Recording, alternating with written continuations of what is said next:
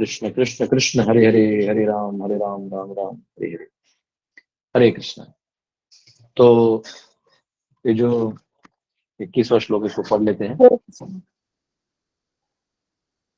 त्वम् आत्मानमात्मानम् अवेहि अमोघदृक् परस्य पुंसा परमात्मनः कलाम।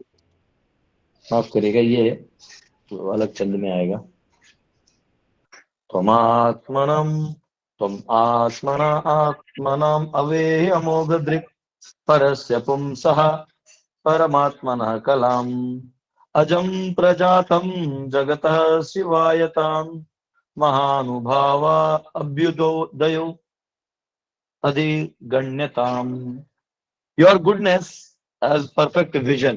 मतलब यहाँ नारद जी व्यास जी से बात कर रहे हैं और उनको कह रहे हैं कि योर गुडनेस यानी आप, हे प्रभु, तुम योर सेल्फ, आत्मना बाय योर ओन सेल्फ। ये बहुत स्पेशल वो है।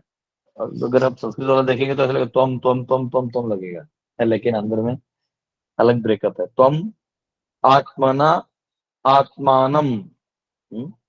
तो by your own self, you yourself can know the super soul personality of Godhead, because at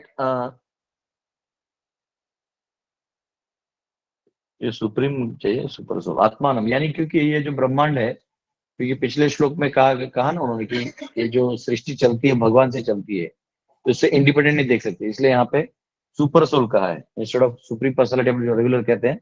तो super soul personality of godhead, because you are present as the plenary portion of the Lord.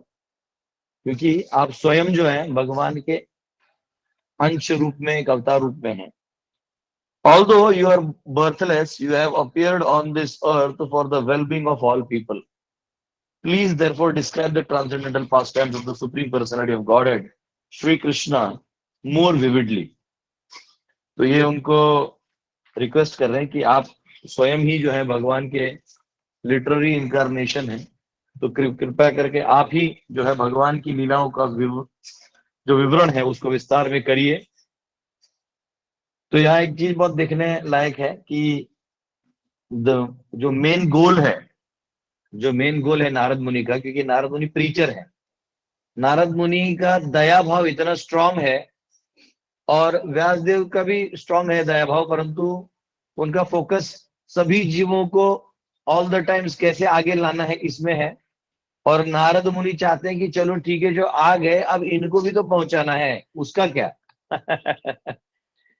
यानी जैसे हम लोग कहीं समझो train पकड़ रहे हैं तो टिकट्स निकालते हैं, फिर नहीं मिला तो तत्काल के लिए ट्राई करते हैं, सब कुछ कर दिया मतलब ट्रेन टिकट सबके हाथों में दे दिया। बहुत लोगों ने ट्राई किया, लेकिन कुछ समझो 500-600 सीट्स है, उन लोगों को टिकट मिल गया हाथ में, बाकी लोगों को नहीं मिला, पर ये 500-600 को मिला। लेकिन अगर आप ट्रेन ही नहीं लाओगे जाने के लिए तो वो जब बैठेगा किधर और आगे जाएगा कब। तो वैसे हो गया, व्यासदेव ने सबके लिए सब कर दिया, परफेक्ट, ऑलमोस्ट लाइक सबको टिकट मिल गया जैसे हो गया। लेकिन जब आगे के रस लेने की बात आ रही है, जब भगवत प्रेम में ओतप्रोत होने की बात आ रही है, जो हाईएस्ट है, जो आपने भी आने के लिए जगह लिख दिया है, तो वो तो मिलेगा नहीं। तो इसलिए आप भागवत की रचना करिए। तो नारद मुनि जो है बड़े दयालु हैं, बहुत ही दयालु हैं। वो चाहते हैं कि कलयुग के लोगों का भी उद्धार हो। हाँ, नारद हमेशा ब्रह्मा जी से, देखिए ऐसा ये परंपरा है, व्यास नारद से पूछते हैं और नारद अपने गुरु ब्रह्मा जी से पूछते हैं। उन्होंने कई बार पूछा भी है, बृहद नारद पुराण में भी आता है, अलग अलग कलिसंतरण उपनिषद में भी आता है। हाँ, राधिका उपनिषद में भी नारद ही पूछते हैं ब्रह्मा जी से। तो वो ये भी पूछते हैं कि ये जो कलयुग में लोग आएंगे तो ये बहुत स्पेशल होंगे। स्पेशल इन द सेंस इनका हालत इतना बुरा होगा कि इनको खुद पे भी दया आए तो भी ये कुछ नहीं कर सकते। अगर ये अपना खुद का उद्धार भी सोचे कि चलिए आज मैं अपना उद्धार करूंगा, तो भी इनको कोई मौका नहीं मिलेगा, इनके एनवायरमेंट इनका साथ में नहीं होगा। तो ये बताइए कलयुग में इन सब का कैसे उद्धार होगा, बताइए आप। तो वो कहते हैं ब्रह्मा जी, हाँ, हरे कृष्णा कृष्णा कृष्णा हरे हरे, हरे राम राम राम हरे हरे। वो कहते हैं इति षोडशक नाम नाम कली कल्मशनाशनम नान्यत परतर उपाय सर्व वेदेषु दृश्यते। कि ये जो 16 अक्षरी महामंत्र है, इसको छोड़ के और सारे शास्त्रों को पढ़ भी लोगे तो यही निचोड़ निकलेगा कि भगवान के नाम को जप करते हुए कलयुग के लोग जो है भगवान का दर्शन पा सकते हैं। तो नारद मुनि इतने दयालु है, अपने गुरु से भी पूछताछ करते हैं। देखिए, क्योंकि वैसे तो वो डायरेक्ट भी दे सकते थे, लेकिन वो ये दिखाना चाहते थे कि ये मैं नहीं कह रहा हूं, अपितु परंपरा में जो आ रहा है ज्ञान, वहां से मैं बता रहा हूं। और वही चीज तभी ना व्यास अथॉरिटी एक्सेप्ट करेंगे। इंडिपेंडेंट व्यक्ति को कभी गुरु नहीं समझना चाहिए, जो गुरु परंपरा में है तभी उसको आप गुरु समझ सकते हैं। तो उन्होंने उनको कहा कि नहीं, फिर आप हमको बताइए। फिर नारद जो है व्यास को बता रहे हैं। तो एक एक चीज यहाँ कॉमन है कि नारद मुनि बड़े दयालु हैं और वो चाहते हैं कि सबका उद्धार हो। देखिए, कलयुग में कौन किनका जन्म होता है? देखिए, हम सबको मनुष्य योनि मिला है, इसका मतलब हम लोग तो कुछ ना कुछ बहुत बड़ा ज्यादा पुण्य किए होंगे। तो फिर ये इतना कष्ट या इतना कॉम्प्लेक्सिटी या इतना अज्ञान क्यों? कौन बताएगा? यस, अनम्यूट करिए और बताइए कि हम सब जो जन्म लिए हैं तो मनुष्य योनि तो मिल गया है, फिर इतना अभाग्य क्योंकि हम भगवान को समझने से वंचित रहते रहते? बताइए। प्रभु जी, हमने अच्छे कर्म किए पर भक्ति नहीं की है, इसलिए अज्ञान है हमारे पास।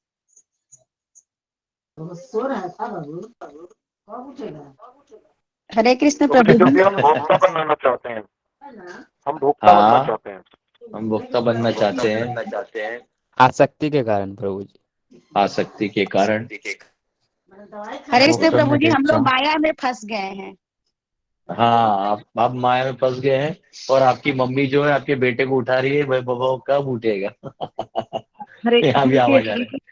हरे कृष्णा प्रभु जी। यस हाँ, यस। अपने हम लोग सब अपने नियंत्रण में रखना चाहते हैं और कलयुग के लोग मंद बुद्धि के हैं, तो उन्हें जब बताएंगे नहीं जब तक उनको कुछ समझता नहीं है, भक्ति का ज्ञान उन्हें बताने के बाद भी नहीं समझता है।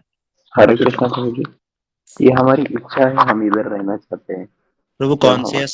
कॉन्शियसनेस लो कॉन्शियसनेस का तरह। मैं आप लोग बहुत नजदीक, एकदम एकदम नजदीक का आंसर दे रहे हैं। मैं एक क्वेश्चन को वापस रिफ्रेश करूंगा।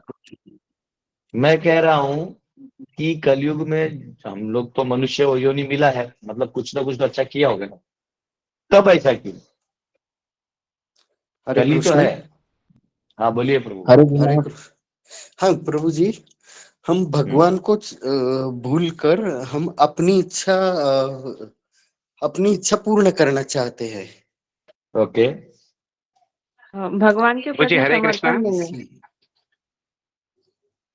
प्रभु जी उद्धार Okay. करने की। प्रभु जी हरे कृष्णा। ओके यस बोलिए। प्रभु जी, ये कलयुग का बोलिए। प्रभाव है हमारे ऊपर।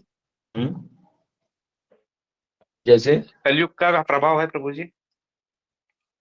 तो युग तो आते जाते रहता है। चलिए मैं आपको बताता हूँ, बहुत आप लोग नजदीक है सब लोग। आपको एक सिंपल बताता हूँ। कलयुग में जो हमारा मनुष्य योनि मिला है ना, इसमें बहुत ज्यादा भी आपने कोई पापड़ नहीं बेले। अगर आपका कलयुग में मनुष्य योनि का जन्म मिला है तो आप कौन है याद रखिए, आप वो व्यक्ति हैं जिन्होंने कोई तो अनेक पूर्व जन्मों में छोटा सा कुछ तो अच्छा कर दिया होगा, जिसकी वजह से आपका एक मनुष्य योनि देना बचा था। परंतु आपका बचा हुआ जितना बैक ट्रैक रिकॉर्ड है सब बकवास है, सब पाप से भरा है, सब अधर्म से भरा है। लेकिन थोड़ा सा आपने, बोलते ना, थोड़ा सा आपने कुछ तो किया होगा। तो भगवान बोलते हैं वो प्रकृति के नियम के अनुसार, तो ऐसा कहते हैं कि ठीक है, यहाँ पे जो एक बेटा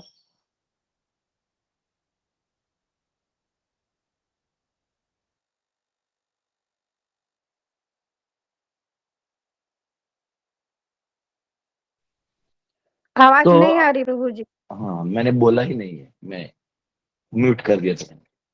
तो जो क्या कहते हैं उसको, हम सब वो जीव हैं जिनको थोड़ा सा जन्म मिलना था, मनुष्य का थोड़ा समय। तो भगवान क्या कहते हैं, ठीक है, कलयुग में वैसे भी आयु छोटा होता है, इसको मनुष्य दे दो, आप फिर भगा दो, चलो खत्म करो। तो अब ऐसा है जैसे नदी में बहता है ना प्रवाह, बह रहा है बह रहा है बह रहा है, सब मनुष्य जो कलयुग के लोग हैं वो मनुष्य जन्म ले रहे हैं, चल चल चल जल्दी खत्म कर, हाँ खत्म, मर गया, हाँ तू भी जा, चल चल चल। तो उसमें कैसे उद्धार होगा? तो नारद जानते हैं कि कलयुग में कौन जन्म लेता है, वो ऐसे ही लोग जन्म लेते हैं, भले वो घमंडी हो जो, लेकिन जन्म मनुष्य उन्हीं को मिलता है।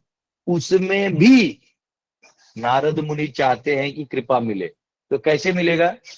तो कोई भगवान की लीला इतने भाग दौड़ में सुन ले और उसे थोड़ा प्रेम हो जाए, वो बोले हाँ मैं और जानना चाहता हूं, तो उठा लिया जाएगा, दाड़ दाड़ दाड़ दाड़ दाड़, चलो चलो आ जाओ आ जाओ आ जाओ। जो बच सकते हैं। जैसे कभी बाढ़ आता है, देखिए अब बाढ़ में सब कुछ बह के जा रहा है, कभी गाय भैंस ये बकरियां, कभी आदमी, सामान, ये बहते जाता है। तो जो किनारे में लोग खड़े होते हैं वो ट्राई करते हैं कुछ तो डाल के, एक हाथ को ले लो, कुछ तो ले लो, सामान आ जाए, आदमी आ जाए, बच्चा आ जाए, भैंस गाय कुछ भी बच जाए, तो सब कुछ ट्राई करते रहते हैं। तो वैसे कलयुग में हम तो अभी जन्म ले लिए, एक्चुअली अकॉर्डिंग टू कलयुग हम अभी जन्म लेने के बाद हमारा कोई फॉर्चून नहीं है। आजकल के लोग बहुत बोलते हैं कि हमने बहुत पुण्य करना है। अरे भैया कलयुग में जन्म हुआ मतलब तुम किस क्वालिटी को ये सोचो, न तुम सत्य में पार हुए, न त्रेता में, न द्वापर में, अभी कलयुग में मौका मिला है, वो भी पार नहीं करोगे तो मुश्किल हो जाएगा। तो ये डिफरेंस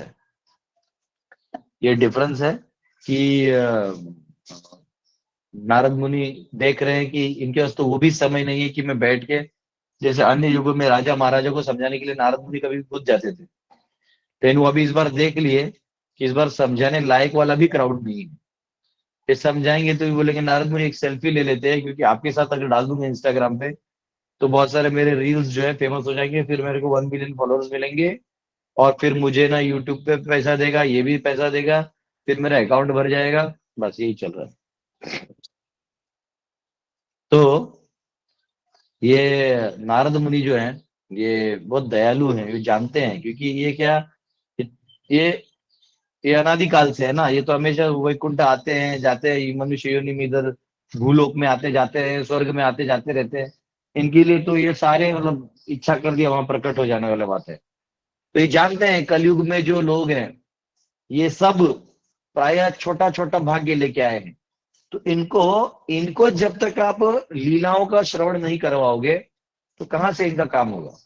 तो व्यास देव को रिक्वेस्ट करें कि व्यास देखिए आप बहुत स्पेशल हैं, आप स्पेशल हैं, आप कृपया करके इन जीवों के लिए पूर्णता का अनुभव करने के लिए, जो पिछला श्लोक था पूर्णता, उसमें पूर्णता का अनुभव करने के लिए कृपया करके इन्हें आप ये प्रदान करिए, ये कृपया करके आप इस ग्रंथ की रचना करिए और भगवत लीला यानी भगवान की अनेक लीलाओं का श्रवण करवाइए। हाँ, तो जो जब तक हम इस रस का आस्वादन करेंगे नहीं तब तक हम पूर्ण होंगे नहीं। और इसलिए देखिए कई बार जब डिवोटीज बैठते भी है कथा में, जब कृष्ण की लीलाओं को सुनते हैं, भगवान की राम की लीलाओं को सुनते हैं, कुर्म अवतार की सुनते हैं, वराहल की सुनते हैं, बड़ा एकदम आनंद आता है। जैसे अभी 2 दिन पहले नित्यानंद ऋषि से पहले वराह द्वादशी होके गया है, तो भगवान वराह का बहुत स्पेशल पूजा होता है। भू माता जो है वराह की पत्नी है, तो जब हिरण्याक्ष और हिरण्यकशिपु ये दोनों यहाँ धरती पे पैदा हुए थे, तो हिरण्याक्ष जो है इसने भू माता को जो है गर्भोदक में डाल दिया था, और जब गर्भोदक में डाल दिया तो भू माता परेशान होकर पुकार रही थी भगवान को।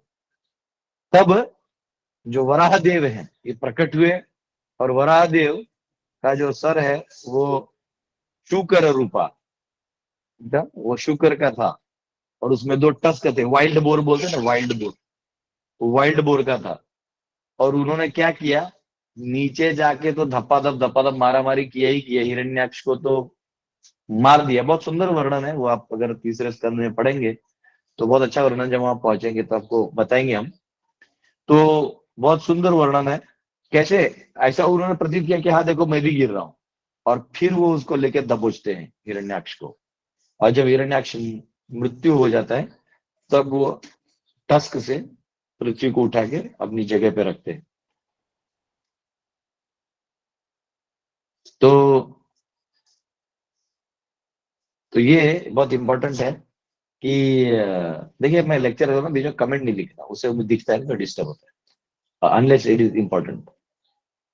तो ये यहाँ पे बहुत इंपॉर्टेंट चीज है कि ऐसे जब हम भगवान ने हमारे लिए क्या किया है इन लीलाओं को समझेंगे कि हमारे रक्षा के लिए भगवान आते हैं, हमारी प्रार्थनाओं को सुनते हैं, हमारा भगवान से शाश्वत संबंध है, भगवान सदैव हमारे साथ रहते हैं।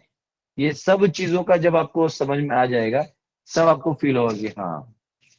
तो नारद कह रहे हैं कि देखिए व्यास, अगर हम ये सब नहीं देंगे तो केवल इस दुनिया में कैसे रहना है, क्या करना है, तो इसमें तो फिर कलयुग के लोगों को और ऐसी मौका नहीं मिलेगा। वो तो छोटा छोटा करके बह के निकल जाएंगे, फिर कब हमारे हाथ लगेंगे। तो नारद एक प्रीचर, एक क्लाइंट को पकड़ के रखने की बात कर रहे हैं कि भाई हम लोग प्रीचर है, हमें प्रीचर की तरह सोचना पड़ेगा। हाँ, तो तब ये पता चलेगा। तो यहाँ पे अब 22वां श्लोक लेते हैं।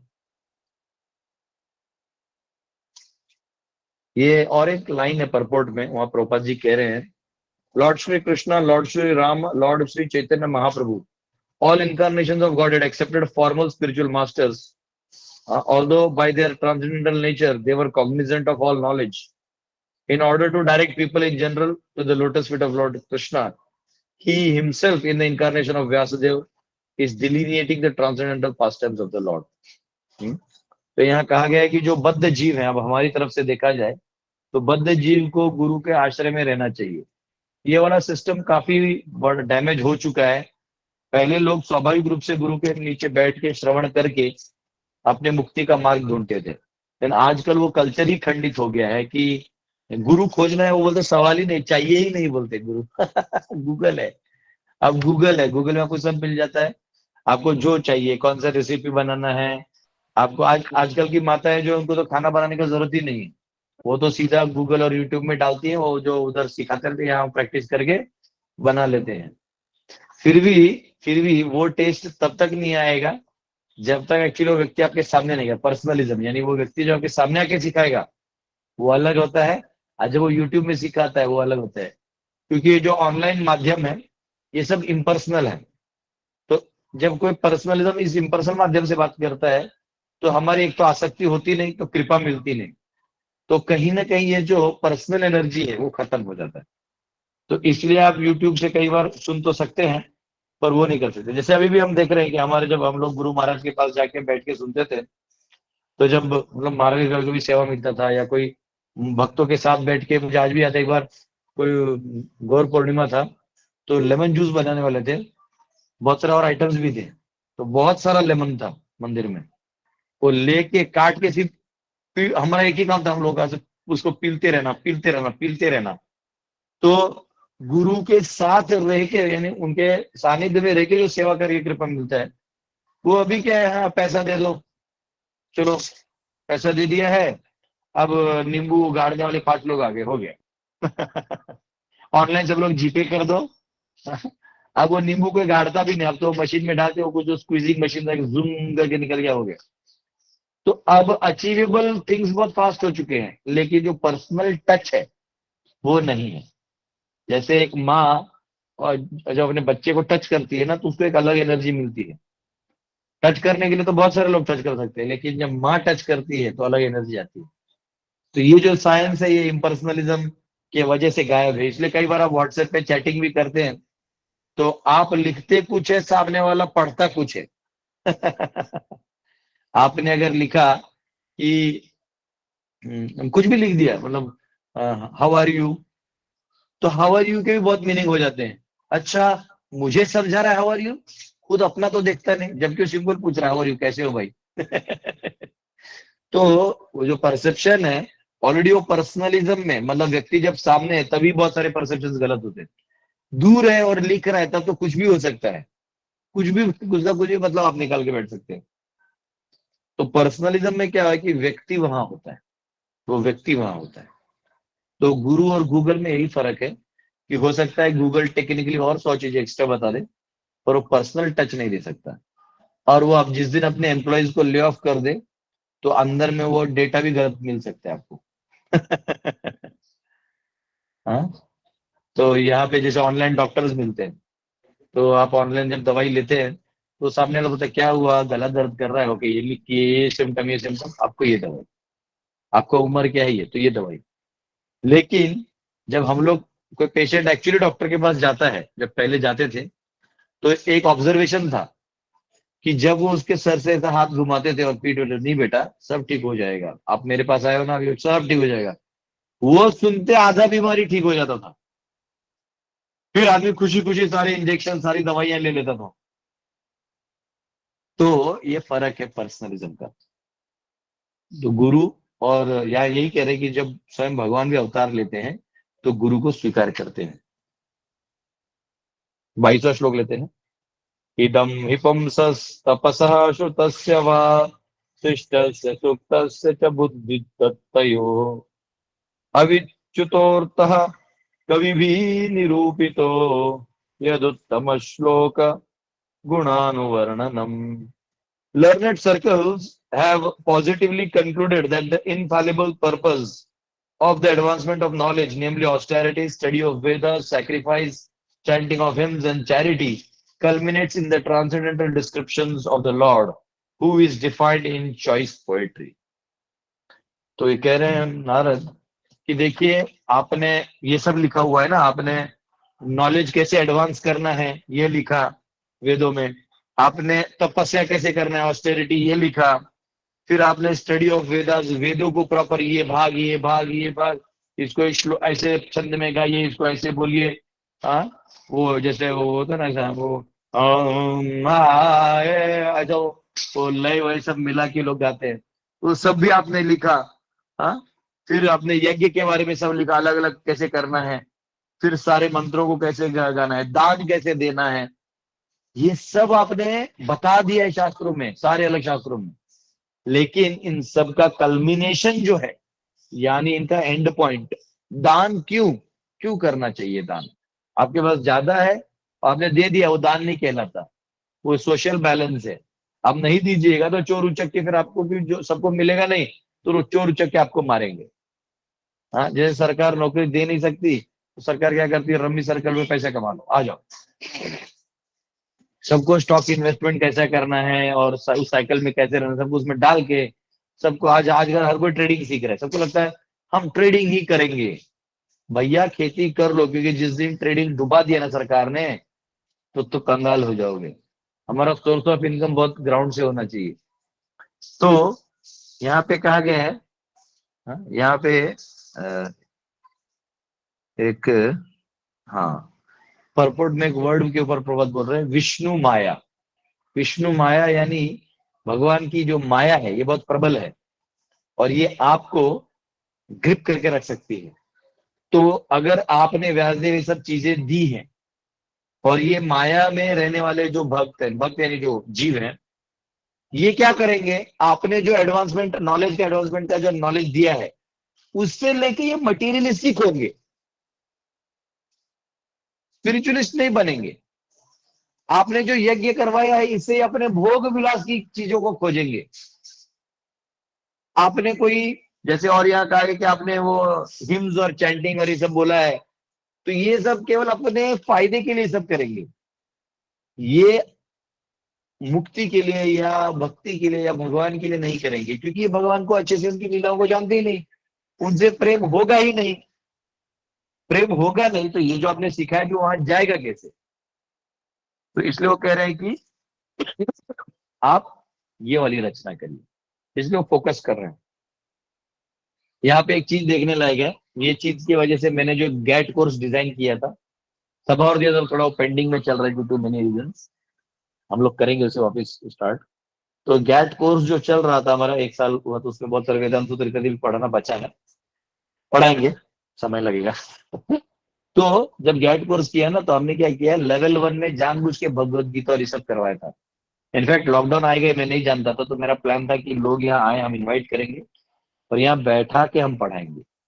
तो उससे क्या है कि पर्सनल सेवा भी होगा, उनका एक नेचर है वो भी समझ में आ जाएगा, और उस हिसाब से वो जाके अपने अपने एरिया में डेवलप भी कर सकते हैं।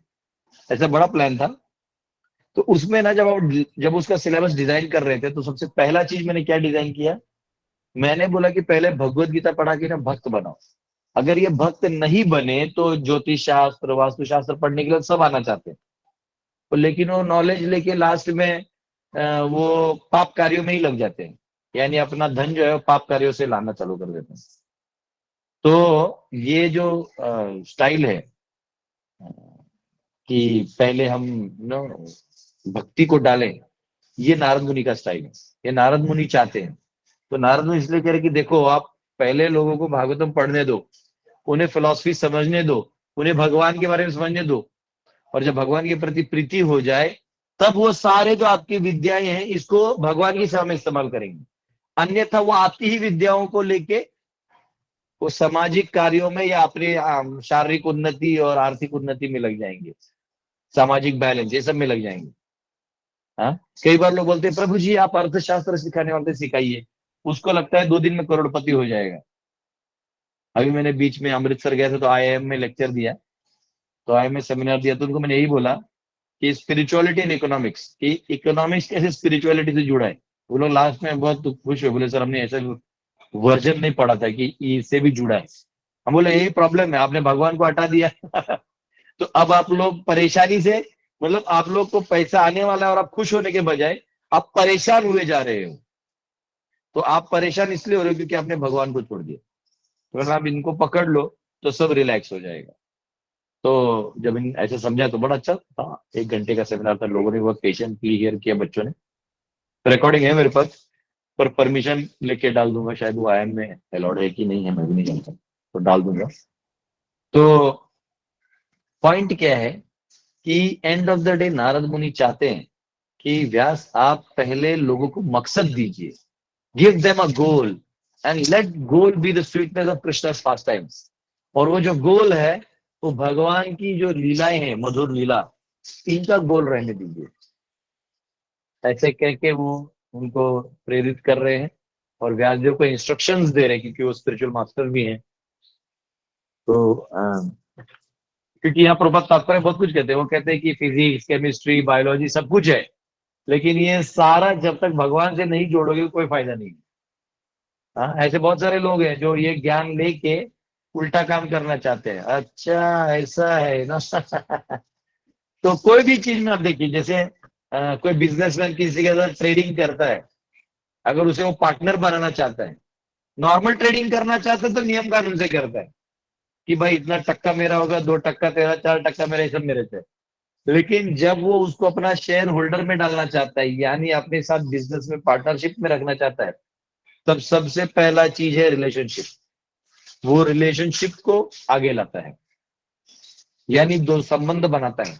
तो अब देखिएगा इसकी पत्नी उसकी पत्नी, हाय हाउ आर यू, ये वो एक दूसरे से दोस्ती करते हैं, उनको मालूम है कि दोस्ती नहीं रहेगा तो ये बिजनेस चलेगा ही नहीं।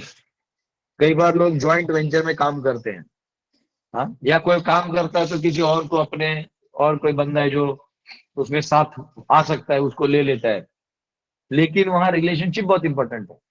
और रिलेशनशिप में अगर द्वेष आ गया या नफरत आ गया या कंपैरिजन आ गया कि वैसे बड़ा हो गया, मैंने किया उसने किया, फिर वो एक तरह से रिलेशनशिप और रिलेशनशिप ब्रेक, ट्रस्ट ब्रेक। तो ट्रस्ट ब्रेक हो गया तो ट्रस्ट एक पेपर पे रख के क्या फायदा है, नाम पे लोग ट्रस्ट लिख देगी और ये ट्रस्ट ही है, एक दूसरे पे ट्रस्ट ही नहीं है, तो ट्रस्टीज कैसे हो जाओगे। फिर ट्रस्ट ही नहीं हो तो फिर वो जो आपने मकसद रखा था वो होगा नहीं। तो बेसिकली द होल वो ये बॉइल डाउन होता है कि रिलेशनशिप होना बहुत जरूरी है, और रिलेशनशिप रखने के लिए आपको सामने वाले के ग्लोरीज का पता होना चाहिए। यानी एक दूसरे के प्रति जो अच्छे गुण हैं उनको देखते हुए जो अवगुण है इन्हें नजरअंदाज करते हुए कार्य को आगे बढ़ाना है। ठीक है, कार्य को अधूरा छोड़ के नहीं जाना। ठीक है, और अगर कोई कार्य छोड़ के जा ही रहे तो फिर आप उसे आसक्त होकर ये नहीं कि नहीं नहीं आज तुम्हारे बिना हम क्या करेंगे, हम भी छोड़ के जा रहे, नहीं नहीं, फिर उसको जाने देना है। तो ऐसे ही ये बहुत बड़ा साइंस है कि आप बेसिकली सामने वाले के साथ रिलेशन एस्टेब्लिश कर रहे हैं। तो जब गुरु और शिष्य का रिलेशन बनता है, जब रिलेशन बनता है ना, तब बहुत सारी ऐसी चीजें गुरुजी बता देते हैं जाते जाते कि वो बोलते हैं माय गॉड, ये तो की पॉइंट्स थे, ये तो की पॉइंट्स थे। घर में देखो बच्चा कौन हेल्दी होता है, जिसका माता पिता के साथ बहुत अच्छा रिलेशन होता है, जिसके मम्मी पापा आए जॉब से आए गए, पता नहीं कौन कहाँ गया, बस टाइम टू टाइम खाना मिल रहा है, वैलेट भरा हुआ है पैसे से, ड्राइवर अंकल हैं टाइम पे स्कूल छोड़ देते हैं, सब कुछ है, माँ बाप ही नहीं है, मतलब है लेकिन एक्सेस ही नहीं है। अब बताओ वो बच्चा सुखी होगा कि वो बच्चा सुखी होगा जिसके मतलब माँ बाप है पर ज्यादा कुछ गाड़ी वाड़ी छोड़ने के लिए नहीं, पापा साइकिल पे लेके छोड़ के चले जाते हैं, खत्म। पापा साइकिल पे ले जाते हैं, चलो बेटा स्कूल चलते हैं, साइकिल पे छोड़ जाते हैं। तो ये बच्चा हेल्दी होगा कि जो अमीर है वो हेल्दी होगा? कॉमन सेंस है। जिसके पास पर्सनलिज्म है, लव एंड केयर है, और वो अपने पिता के वैल्यूज को जानता है कि कितना मेरे पिता हार्डवर्क करके मुझे पढ़ाते हैं, कैसे मुझे अच्छे स्कूल में पढ़ाना चाहते हैं, वो वैल्यू करेगा। कोई रिच है उसके पास सब है, वो हो सकता है स्कूल ही उसके बाप का हो, लेकिन फिर भी वो पर्सनल टच होना चाहिए। ऐसा नहीं कि रिच है तो नहीं दे पाएगा, दे सकता है, पर प्रायोरिटी देना पड़ेगा कि नहीं, यहाँ रिलेशनशिप देना जरूरी है। तो हम कोई भी काम करते हैं स्पेशली कलयुग में, तो हमारा पर्सनल टच गायब रहता है। तो ये बहुत जरूरी है, स्पेशली स्पिरिचुअलिटी में तो ये और भी बहुत ज्यादा जरूरी है, पर्सनल टच होना। कई बार हमने देखा है कि भक्तों के घर पे प्रसाद लेने जाते हैं तो बहुत रिक्वेस्ट करते हैं, प्रभु जी प्लीज एक और रोटी ले लीजिए, पेट में जगह ही नहीं रहता, लेकिन फिर भी बोलते हैं हाँ ठीक है, क्योंकि आउट ऑफ वो जो लव है ना वो इतना हाई रहता है कि फिर एक रोटी पच जाता है उसमें और एक ऐड हो जाता है। लेकिन कहीं लव नहीं है, वो आप आ गए, अरे अरे फंस गए हम तो आप आ गए तो फिर उधर लगता है कि हाँ भाई निकलो इनके घर से जल्दी से, इन्हें हैवी हो रहा है। तो उधर एक रोटी भी जो है ना अंदर से गटकता नहीं। ये हो गया पर्सनलिज्म। क्योंकि स्पिरिचुअली अगर आप कनेक्टेड है तो आपका माइंड, इंटेलिजेंस, ईगो भी सही डायरेक्शन में जाएगा और फिर यूटिलिटी भी अच्छे से होगी। कई बार हम बोलते हैं कि देखो ये लड़का इंटेलिजेंट है, कितना इंटेलिजेंट है, दुनिया में इसको मैथ्स और ये पजल और ये सब सॉल्व कर देता है, क्यूबिक वो भी सॉल्व कर देता है। और एक जगह दूसरा लड़का है जो इंटेलिजेंट है लेकिन वो सिर्फ भगवान का सेवा करता है। दोनों में फर्क है। तो कई बार हमें लगता है कि अरे नहीं ये लोग इंटेलिजेंट है, हमारे यहाँ तो सब डफर है, लेकिन हमारे यहाँ हाईएस्ट के लोएस्ट है, वो लोएस्ट का हाईएस्ट है, तो ये ज्यादा ऊपर है ये फर्स्ट फ्लोर का है, वो ग्राउंड फ्लोर का, उसको भी चढ़ने में टाइम है। ठीक है, वो भले बहुत तेज से आ रहा है लेकिन पीछे है, तेजी से भाग रहा है लेकिन बहुत पीछे ये फर्क है। ठीक है, तो इसलिए नारद मुनि जो है व्यास को कह रहे हैं कि आप पर्सनलिज्म को आगे बढ़ाइए और इस शास्त्र की रचना करके जो है समाज को वो दीजिए कि जिसके मधुरता में लोग डूब जाएं, भागवत के रस को पान करके वो इस संसार को ही भूल जाए। तो कृपया करके आप ऐसा रचना करिए। तो इसका व्यास, नारद का इंस्ट्रक्शन है व्यास को, इसके लिए थैंक यू वेरी मच, बहुत बहुत धन्यवाद। आप सब क्वेश्चन पूछ सकते हैं, एक क्वेश्चन ले लेंगे, एक या दो। हरे कृष्णा। आज संडे है तो थोड़ा लिबर्टी ले सकते हैं यस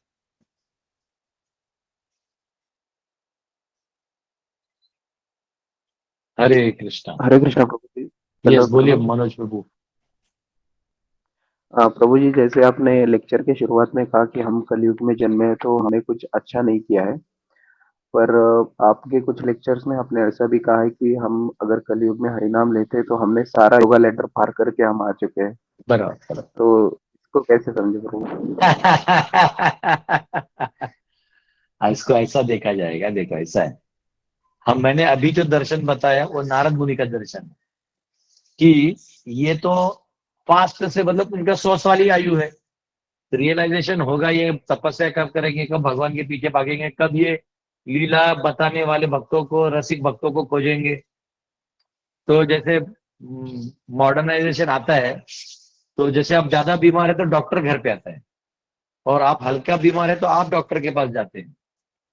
तो इस बार क्या है, कलयुग में आप फुल टू बीमार है, तो आप फुल बीमार है तो इस बार डॉक्टर आपको दवाई देके जाएगा। ठीक है तो ये नारद मुनि के पॉइंट ऑफ व्यू से मैं कह रहा हूँ कि वो क्या सोच के ऐसा बता रहे हैं।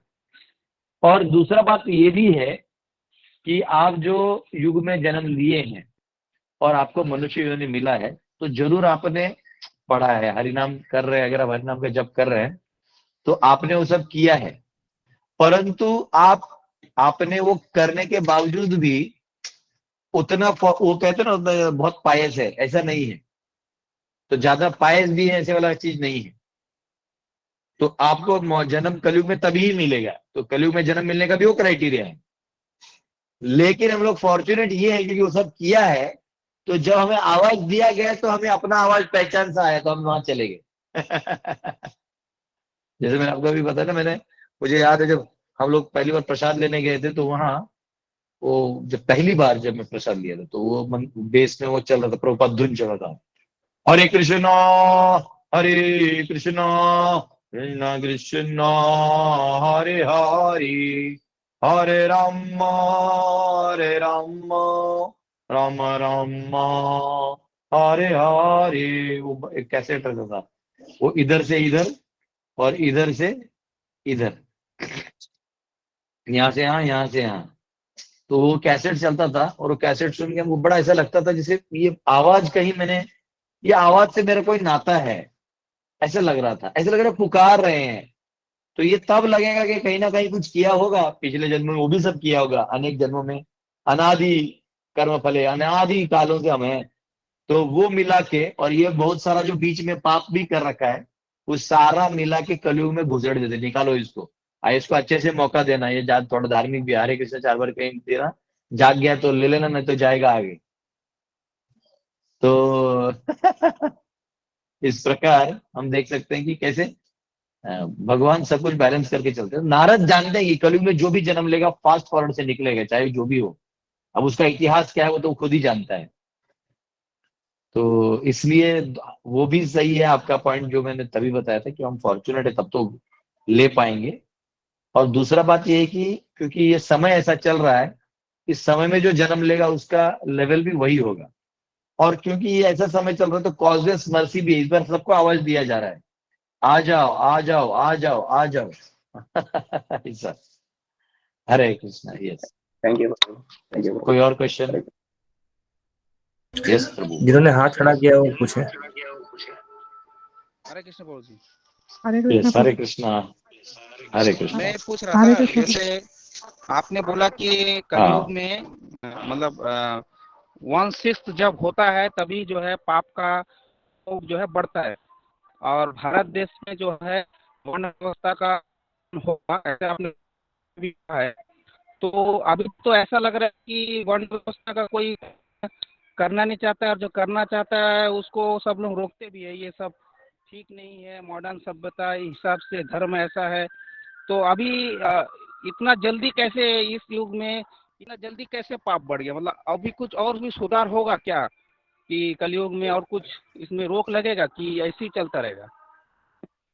देखिए, प्रभुपाद जी तो बोल के भी गए थे कि चैतन्य महाप्रभु के आने के बाद 10,000 साल तक जो है वो गोल्डन एज होगा, यानी वापस जो स्पिरिचुअलिटी का हाईएस्ट लेवल है वो इसमें आस्वादन किया जाएगा।